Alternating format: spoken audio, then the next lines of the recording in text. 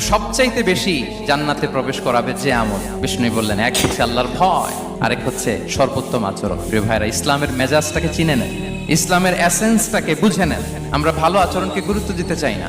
অনেক নামাজি লোক দেখবেন নামাজ পড়তে পড়তে কপালে কালো দাগ ফেলে দিছে, বাসায় বউয়ের সাথে খারাপ আচরণ করে, খিটখিটে মেজাজের, প্রতিবেশীর সাথে শুধু ঝগড়া, কলিগদের সাথে ঝগড়া, মারামারি, দুঃসম্পর্ক, এরকম আছে না? নাই বলেন, আছে না? কিন্তু নামাজি, অনেক বড় হাজি, একদিনও কোরআন তেলাওয়াত মিস হয় না।